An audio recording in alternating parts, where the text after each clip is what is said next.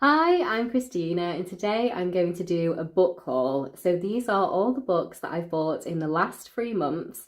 I am on a low spend year, so I only have 6 books here to talk about that I've purchased in the last 3 months, and they come to a total of £9.99, so just under a tenner. The majority are from charity shops. One of them I got for free, and the other one I purchased from Amazon when it was in the sale. So I'll just get straight into it. So the one that I got for free is Big Sky by Kate Atkinson. Now, I got this one when we went to Italy in April, May time. The hotel had a library that you could take any book from for free. And I was really interested in this one. I thought it was such a lovely cover. And I've seen it in so many different bookshops. And I know this one is a Jackson Brodie novel, and there's quite a few novels in the series. I haven't read any of them. And I have never actually read a Kate Atkinson book, even though I've been very interested to read quite a few of her books. The main one I was interested in reading was Life After Life. But when I saw it there and it was free, I thought, I'm going to pick it up and take it home and just give it a go. So I am definitely interested in reading more by this author. Whether I start with this one or start with a more popular one like Life After Life, I don't know. Generally speaking, I wouldn't just pick up a book like so far along in a series, but I thought, it's there, it's free, and I really want it, so I took it home. So this one is when he has relocated to a seaside village in North Yorkshire. He has a teenage son called Nathan, and he has an aging Labrador called Dido.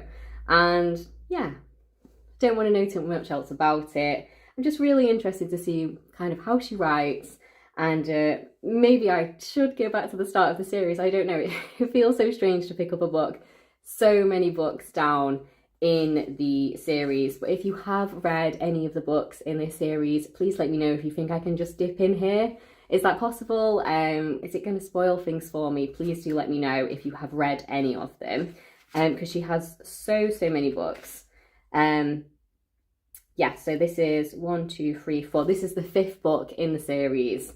So we'll see. So the other ones I was interested in was obviously Life After Life, I've just mentioned, and Transcription. They're the ones I was really keen on. And I've heard of Case Histories, which is the first one in this series. So yeah, if you've read any of the Jackson Brodie novels, please let me know if you've liked it. And please let me know if you think I can just start on the 5th novel. It does feel wrong, but I might do it anyway. So that is that one. And then I have purchased Girl in Snow by Danya Kukafka. So this one I paid £1 for from a charity shop, and I was really excited to see this book. So I read her book Notes on an Execution earlier this year. That's her more recent novel, and I believe this one is her debut novel. And I just really enjoyed Notes on an Execution. It's actually one of my best books of 2023 so far. It was a very difficult read for me. I found it very dark. Just generally, the themes in general, I found very dark and very difficult to read. But I thought it was written so wonderfully. And it did have a big emotional impact on me. So in the last few pages of that book, I did shed a few tears. It really hit me hard emotionally, more than I was expecting. Because I thought when I was going through this book, it was very dark. It was very difficult themes. But those last few pages just really hit me. So I was very interested in picking up another book by Danya Kukafka. I was going to pick one up from the library, this one in question.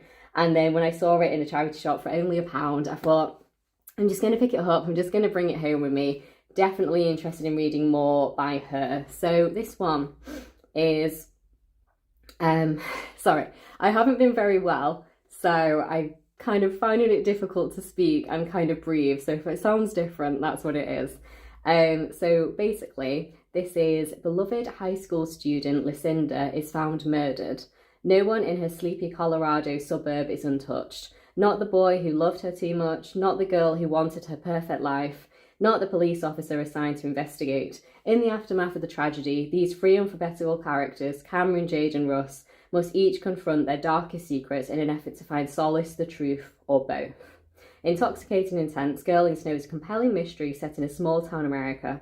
By focusing on those affected by the crime rather than the crime itself, Kukafka asks, what's the difference between who people seem to be and who they really are? So I think she's exploring similar themes as Notes on an Execution. That one is about a man who is on death row, and we are looking at the people in his life and we're counting down the hours until the date and time of his execution.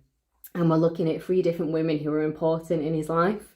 So yeah, similar kind of themes, and she does that really well. So looking forward to reading this one. So the next book that I picked up from a charity shop is When God Was a Rabbit by Sarah Winman, and this one was £1. Now, I have read this book and I do have my book review video on it, which I will link down below just in case you'd like to hear my detailed thoughts on it. And it's also actually made it to one of my best books of 2023. It was just a really lovely contemporary novel. We have this little girl who is our main character, and we see her family and we kind of follow her family through the years, and we just kind of see what's going on in her life. And it was really kind of an emotional story. It went to some places I absolutely was not expecting. Again, some very dark kind of themes are explored in this book, but also at the same time, at the beginning, it was so sweet, it was so lovely. So she was such a lovely little girl that it was just a very kind of charming kind of book, if that makes sense. And then it definitely moved further into darker themes. But yeah, I thought it was excellent. And the reason I picked it up was one of her books called Tin Man is one of my favourite books of all time. I read it quite a few years ago now, but it's still stuck in my memory as one of the best books I've ever read.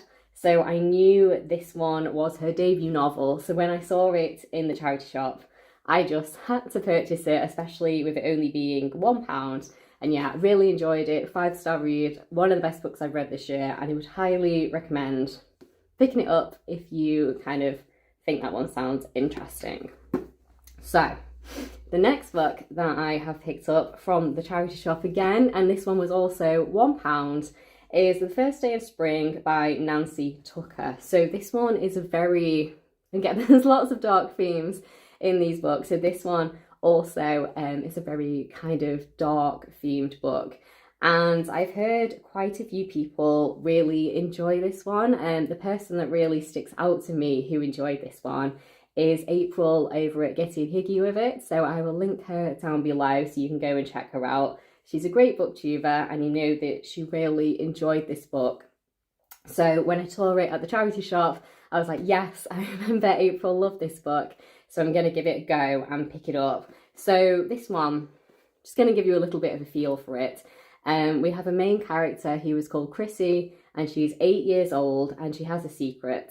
It gives her a fizzing sherbet feeling in her belly. She doesn't get to feel power like this at home, where food is scarce and attention scarcer. 15 years later, Julia is trying to mother her 5-year-old daughter, Molly. She's always worried about her parenting skills, terrified that the social services are about to take Molly away. That's when the phone call begins, which Julia is too afraid to answer because it's clear the caller knows the truth after what happened all those years ago. So I remember I was standing there, in the charity shop when I saw this one, and I thought I'm going to have a little read of the first page, and it was really, really dark. So basically it just starts with the title of Chrissy, and the very first few sentences are, I killed a little boy today, held my hands around his throat, felt his blood pump hard against my thumbs. He wriggled and kicked, and one of his knees caught me in the belly, a sharp lasso of pain. I roared, I squeezed. So yeah, dark. I wasn't expecting it to be quite so dark, but I think that one sounds really interesting too. Maybe that one would be good to read around kind of Halloween time. So, only got 2 books left to talk about, which is good because my voice is going. So, the next book that I purchased, and this one was £2, is A Darker Shade of Magic by V.E. Schwab. Now, this one is a fantasy novel. I don't read loads of fantasy these days. It was definitely a genre I enjoyed more when I was younger. But I really fancied reading this one. And again, when I saw it in the charity shop, I just had to pick it up. So obviously V.E. Schwab's a really popular author, especially on BookTube. And I do actually have a book by her on my bookshelves that I haven't read, The Invisible Life of Addie LaRue, and I will get round to it. I keep telling myself that I will read it. It is on my TBR. Maybe that one should be the first book that I read by her. because that's the one I was most excited to read and I was most kind of drawn to initially. But I know this one is a series and I just really kind of found it interesting. So basically it's about a person called Cal, and they're one of the last travellers, a magician with a rare ability to travel between parallel universes connected by one magical city. That's Grey London without magic and ruled by the Mad King George III. Red London, where magic is revered and where Kel was raised alongside the heir to the empire. White London, where people fight to control the remaining magic and magic fights back, and once there was Black London. So yeah, I think that one sounds really interesting. Really would like to read a little bit more fantasy this year. It's something I've kind of felt more drawn to read. I think it's because it's been such a long time since I've read a fantasy novel that I absolutely love, that I would kind of like to pick one up and just fall in love with it. So yeah, I really like the idea of kind of parallel universes. Some of them are kind of more magic than others, somewhere magic is, you know, revered, and somewhere where it's kind of forbidden and awful. And yeah, sounds really good. It sounds interesting. And just kind of like the sound of it, to be honest.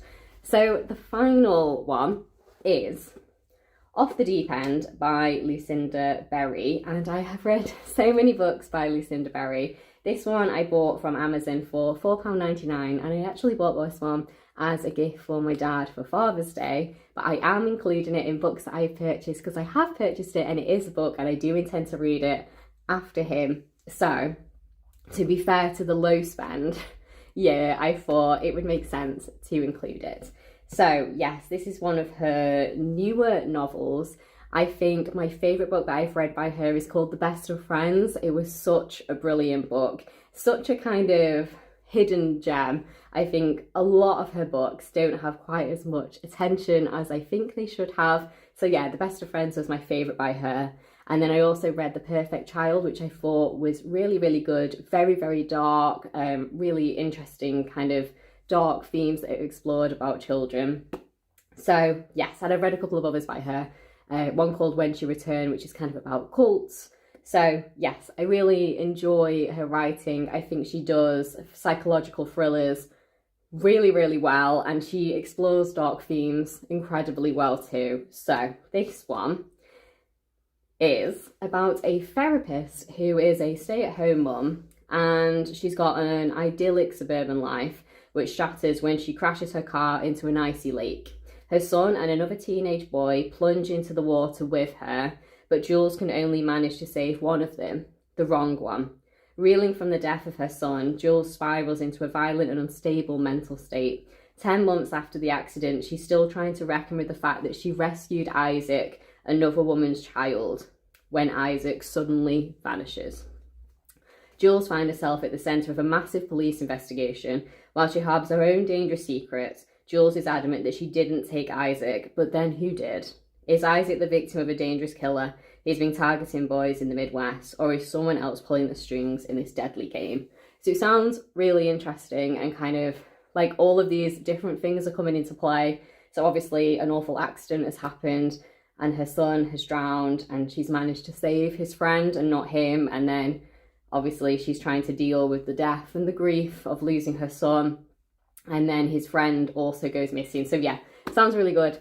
Really do like Lucinda Berry. I think she does some of the best psychological thrillers out there, and in terms of thriller authors I really love, I think she's one of my favourites.